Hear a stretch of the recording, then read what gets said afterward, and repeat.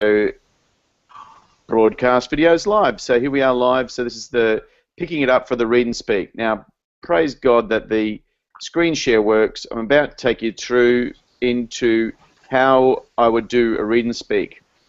So I'm going to disappear now for a sec, and you should see inside the Apple, the movie, iMovie. Can you all have that? Yep. So the good news is, Judy, this is going to be recording now. Okay. So you'll have an idea of this. So what I'm going to take you through is the start of my new read and speak. And I'll just show you the start of it.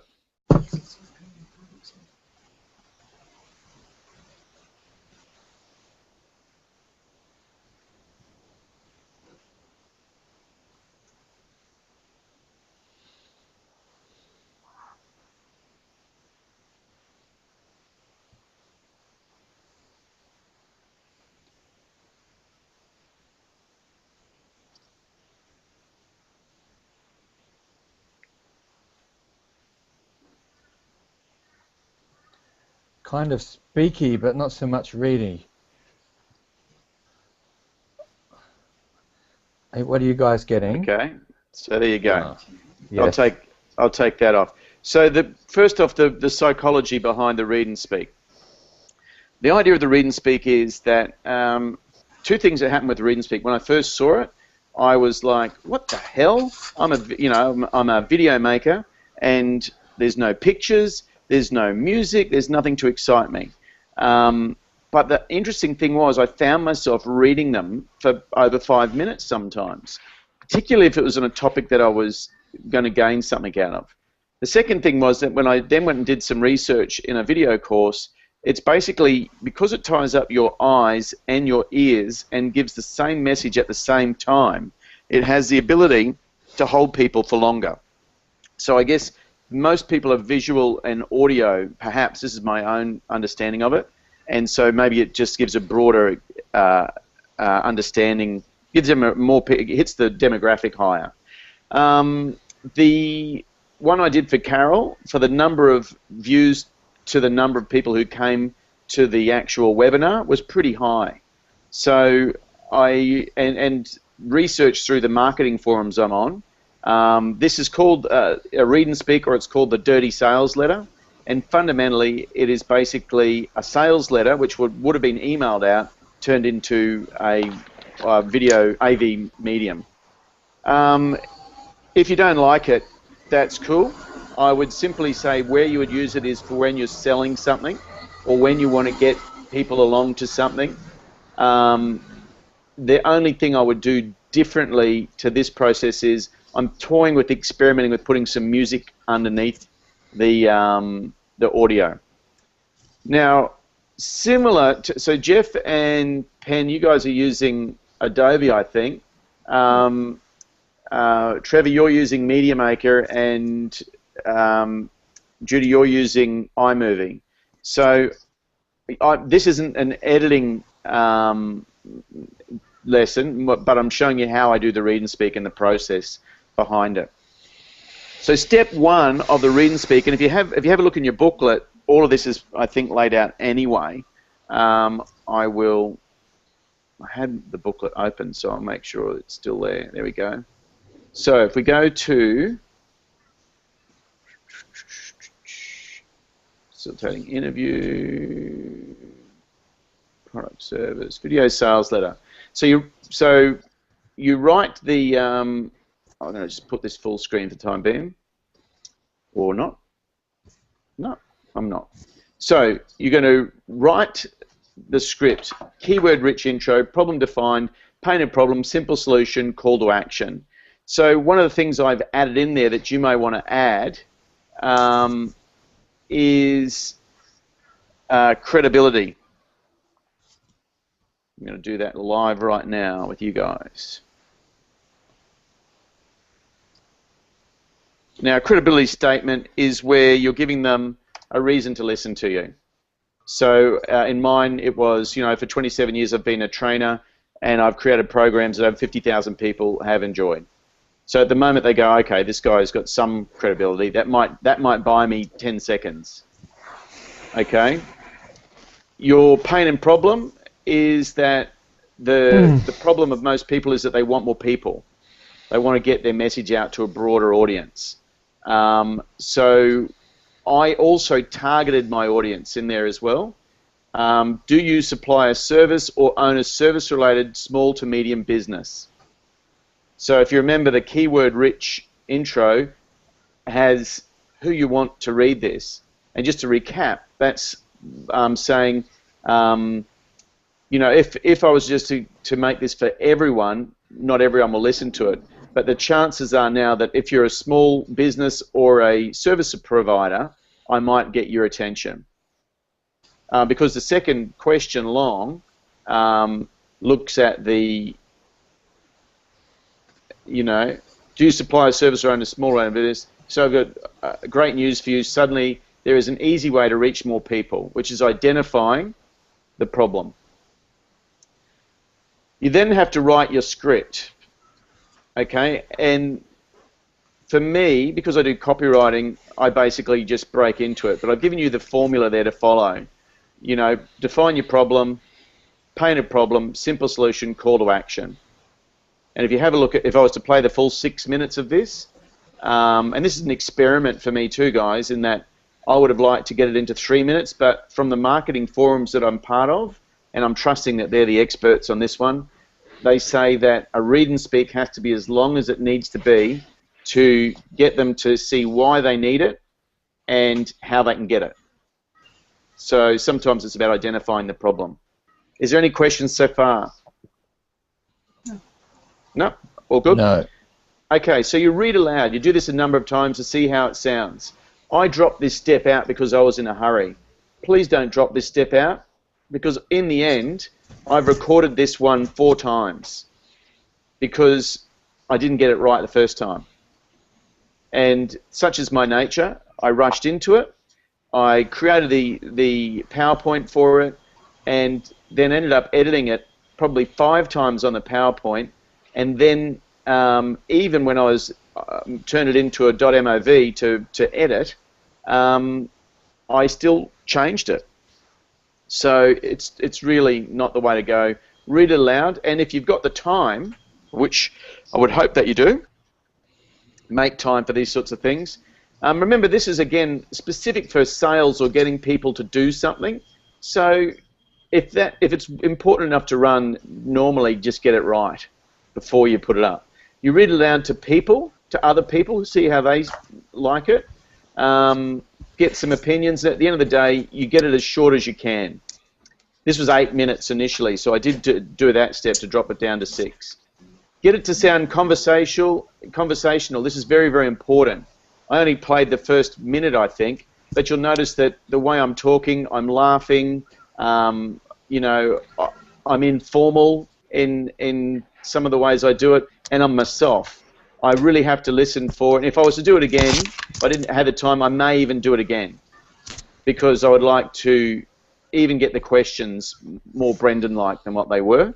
But at the end of the day, it's really important. This isn't an opportunity for you to do a, even if you were to get someone else, a voice artist, to put this in, you wouldn't want it to be like, do you own a service-provided business? Would you like to know how to get your message out to more people? You know, you don't want to be affecting like a BBC voice. It's keeping it you as much as possible, because it's about trying to get them to build some rapport with your voice. When you're happy with how many times you read it out, I then recorded it. Now, I recorded it on a, you know, do you remember the little thing I showed you, the Zoom? The external recorder? I think I showed you on the first day. I can't see you guys because you have to say yes. No. No, can't remember that.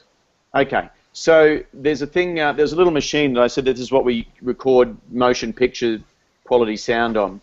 I didn't need to do that. I have on the other one that I did for Carol. Oh yes, the Script Echo box. Yeah. I recorded it on an iPhone app. So there's plenty of audio recording apps that you can record. Just make sure your background, like I had to do things like turn the air conditioner off and things like that. But you just use your earphones that we were using through the workshop, and you record your voice. Now here's a hint. whenever, and you're not going to see me, but you will hear this. So whenever I made a glitch, I paused and made this sound. Took a breath and then started again. And the reason for that is that when you're looking at your sound, when you're editing your sound, you're going to be able to quickly cut out all of the dodgy ones, because you're going to see those 3 even spikes from the 3 claps to let you know that you've made a mistake. Depending on, and trust me, there were tons in mine. You'll be able to see when I show you the actual editing part. You'll see that there's all these cuts where I've cut out ums, I've cut out ahs. Now, I'm cutting out ums and ahs that don't suit me, but if they add colour and make it authentic, I leave them in. So that's the other thing. So when you're happy, record the voiceover. I've got all outsourced it, but this can be hard work. It's hard work because you've got to find a good voice artist. A voice artist for this video would have charged me $300. So unless you know that you've got a product that's going to bring you in more than $300, do it yourself. You create the slides in your presentation. So what I'm going to do now is pop over to PowerPoint. Now, all of you guys should have PowerPoint, yes? Yes. Yes. Yeah. Okay, so it's really, really easy. If I go home and if I click on a tile, so this is just a basic thing. I didn't even check the right font. Let me see what it is. I click on it. So Calibri, don't even know it. I put it at size 40. I probably should have done it Arial, but I just liked the font. When I looked at it, it was as if I went, I don't like this font and I'm going to use it anyway. But I had a look at the font and went, oh, I like that. I put it at 40, and then the idea is you then break your script down into what's going to appear on each slide. So everyone with me so far? So if we're down here, we've recorded our voice, but we don't need it yet. So we've got an MP3 version of our voice or a .wav, depending on what you're recording it as, and it doesn't matter. You want it to be good quality, and by this stage you've listened to it back. It's got ums and ahs. It's got lots of all the way through it, and you're pretty happy that you go, okay, I've got it down. All right. Then you come to PowerPoint and you go, what is going to appear on each slide? So the first one, I'm going to share a mistake that I did. I basically just cut and paste from a Word document straight into here, and then thought, oh, that's the easiest way to do it. It's not the easiest way to do it. I just think it took me so much time to cut and paste and cut and paste and cut and paste. I would have been much clearer typing as I went. So one of the things that you can do with this is you can actually go, well, how much do I want on each slide? The answer is, nothing more than 3 lines. So if you have a look at this, I'll just. Brendan, you're not sharing at the moment, or for myself, it's gone off. We've just got your image. Oh, well, we can't have that. Why does it do that? Oh, it's sharing it here. That's Infinity. okay. Back Go again. to infinity. Okay, so we're okay. I'm back. Yeah. You're Now back. let's hope. You're back. Please, God, let it go back. So while I'm back, I'm just going to let it breathe because I don't want to touch that button and then go. It's not alive. No, it is because it kicked me off. So has everyone got the idea so far? Now my image is gone. Yes. It's automatically having problems with my bandwidth. I'm with Telstra. What can you expect? Seriously, in the daytime, this happened when Jeff and Penn and Trevor and I did a hangout where it was like all of a sudden I'd be like, the meaning of life is, and it would drop out. So, any questions so far about doing that? Like, you understand what I mean about typing it into PowerPoint? Yeah. Yes. You don't want more than three lines, because what you want it to do is you want to sync with your voice. So once you've typed it out into the number of slides you've got, then let's hopefully, everyone cross their fingers, that it lets me go up there. You know, it's not doing it now. I will have to complain to Google because it makes it very difficult now to do it. Let me see whether if I was to go high, does that make a difference? No. Go low. Does that make a difference? Frustrating. And if I hang up, I'm frozen? I am. You are, yeah. Yeah, not to worry. And Just Judy, having a bad hair day. Okay, so what I'm going to do is talk you through the process. I think I should be able to do that. This is the main part of this part, which is important. So you type in all of your PowerPoint suggestions, and then what you do is in PowerPoint you can then go into slideshow and put record. Keep just listening. It's just a video first. Okay. Everyone can hear me still? Yes, absolutely. Good. Yes. Okay, so then once you've recorded your slideshow, how you will do it then is you will read the slide as you do it. Now, it doesn't matter if you make a clicking noise every time you do the slide, but what you'll need to do is read it roughly like you read it when you recorded your voiceover. Now, the reason we're doing this is purely for sound quality. Okay, so that you're going to get a far better sound quality recording on an iPhone app or on an external voice recorder than you will through doing it on your computer. The other thing is if you do it on your computer, there's a chance that you'll hear click, click, click every time you do a slide change, and you don't particularly want that either. You want it to appear like a movie. So you read it out and you change the slide. So are you a service provider or own a small to medium business? Click. Then if you are, I've got some great news for you. Click. And you just keep doing it. And if you make a mistake in this one, you don't need to start again.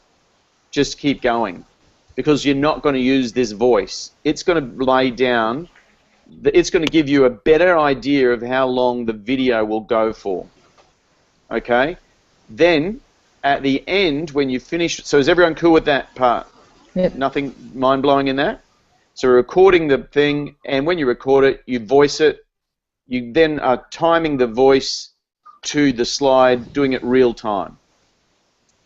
So what's happening is that PowerPoint is recording the timings so that it will give each slide the amount of time that you just gave it, which will give you some benefit when it comes into the whole dropping it into a .mov.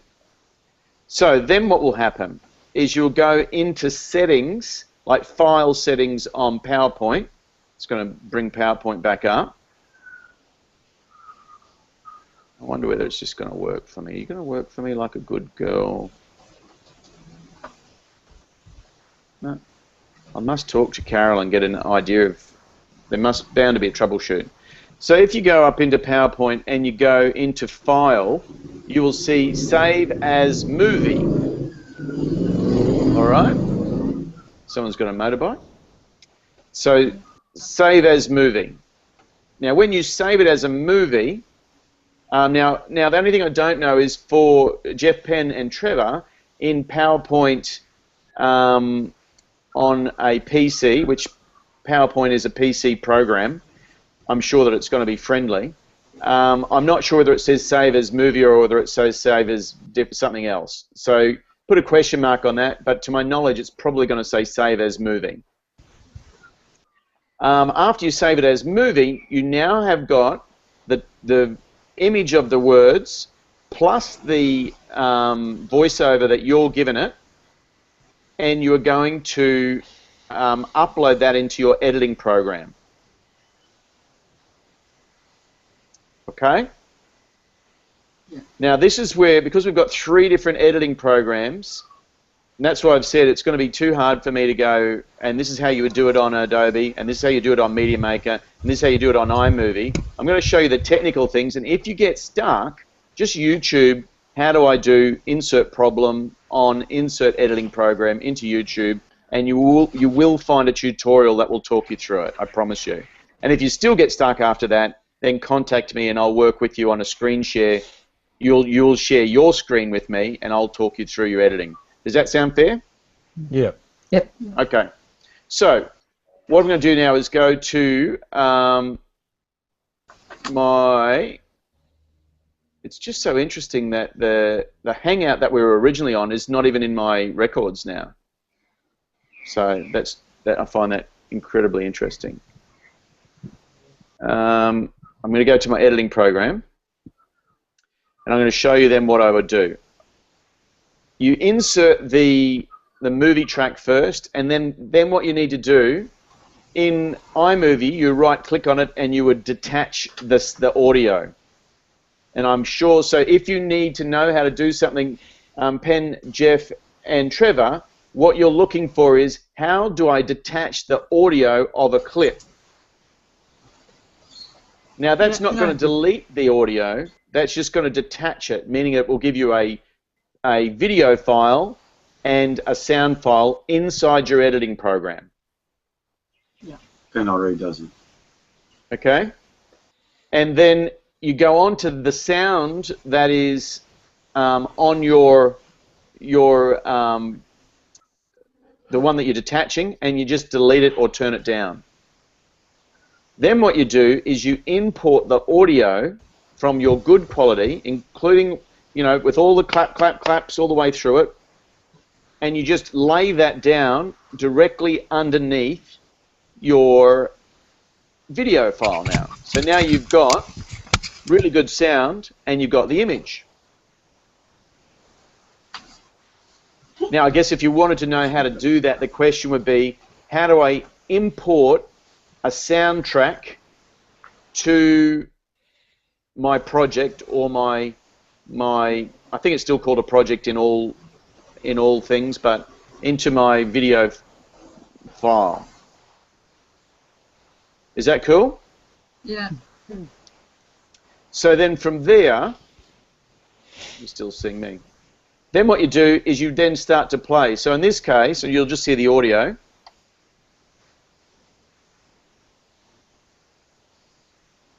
So before If So was my first cut. You guys didn't hear it. The audience didn't hear it. But what I had to do was I made a mistake that early into the recording. Now, two things are going to happen. There are only three possibilities of what can happen. Number one, everything is going to be in perfect sync. That you're going to lay it down, and you're not going to have to cut anything. That the slide will change in exact time with when you start the next sentence. That's extremely unlikely. Second thing will be that you're going to have to chop some claps out. You're going to have to, you may find that that your timing was slightly out. Now, it's either going to be out in the video, meaning that the video will change before the sound. Do you understand what I mean by that? Yep. So it goes along, yeah, and then it goes new tile, but the voice hasn't changed yet. All right? What you have to do then is you need to cut a section of the tile, just a small section of it on your thing. So you go cut. In Apple, it's split the clip, but there'll be a cut program, and then where the two edit points are, you then copy that little bit, and then you paste it, and that extends that tile.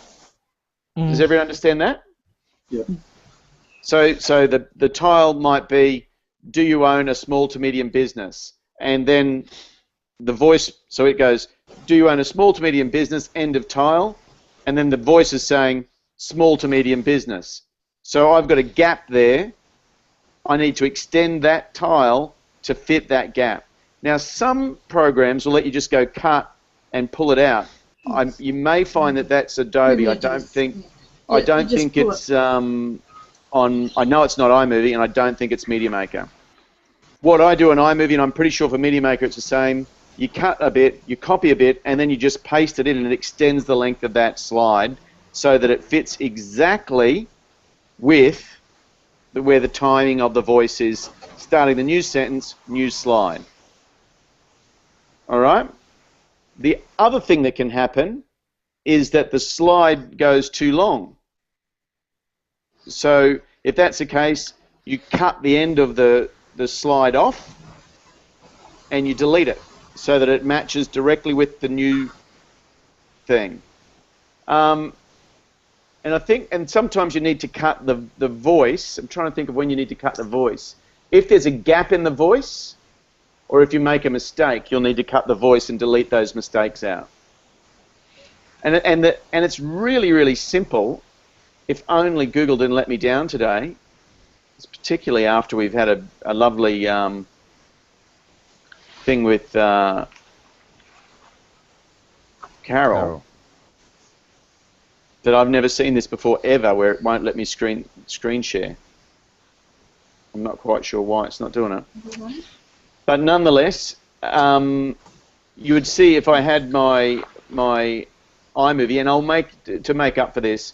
What I'll do, Judy, is I'll make a little clip showing you the edit points and things like that, just to line it up for you, so that you can see what I'm talking about. But at the end of the day, you end up then with all you're looking for is so that you want the slide to change as your voice changes. You want the words, the slide, to be in exact sync with the voice as near as possible. And that's a read and speak. You know, if I go back to my Word document, I'll go through the things, create the slides in your presentation program. Of course, PowerPoint isn't the only presentation program to use.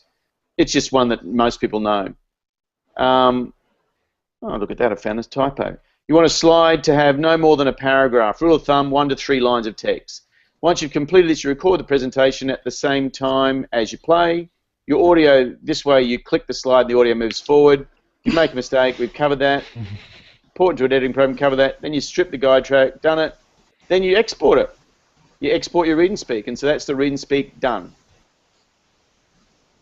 And because it's 11:53, and I know you've got to go, Judy, I can do one or two things for you. I can finish this broadcast, start it again, and show you the animation and the live Hangout and quickly show the editing.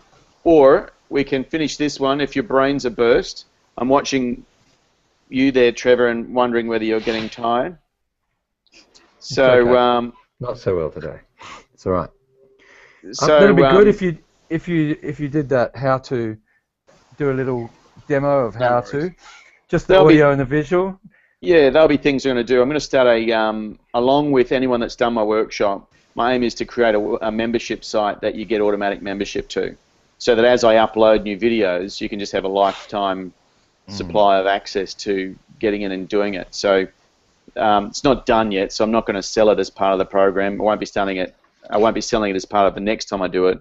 But that's just a heads up to you that my aim is to create, also for me as well, because I realise that the more content that's in the video membership, the less Hangouts like this that I need to do, and I can do Hangouts, which I want to do, is largely more Q&A. So we've got a half an hour. Do you want me to hang up, go onto the animation and show you some animation, some faceless videos, or would you prefer just to do Q&A for a half an hour, and then I'll pick up animation and faceless videos in the next Hangout? You're a democracy, so you each get a vote. Well, I'll be selfish. I'd love to do the animation sometime else because I will be jumping off in a couple of minutes. Okay. I'd love to, yeah. Trevor? Well, I don't have that many Q&A, so I'd have You'd happy to do the animation? We're recording it. We can record it anyway. If I'll just start it again as a new one. And Pen and Jeff. Jeff, you've been subdued. Does Judy have any questions? No. No, we don't have any either, really. Shocking, Beautiful. But true. Yeah. That's because I've done such a good job of teaching. No, that's not the reason there's no questions. Well, it's either that or you guys aren't smart enough, so you choose. That's true. That's I'm happy to take the blame. I'll take the latter for sure. Okay, so I'm going to stop this broadcast, and we're going to call this broadcast, I'm going to rename it Read and Speak, so then that way it's there by itself. We'll say goodbye to you, Judy, and we'll... Thank you very much. And what we'll do is, with the animation, I will start that as a complete new thing, invite you guys, so check out, there'll be an invite in minutes, or seconds probably, and that I'll call animation and faceless video, so we can just go through that. Wonderful. See you, Judy. Thank you very much. Bye all. Thank you. Okay, Judy. see ya. Bye.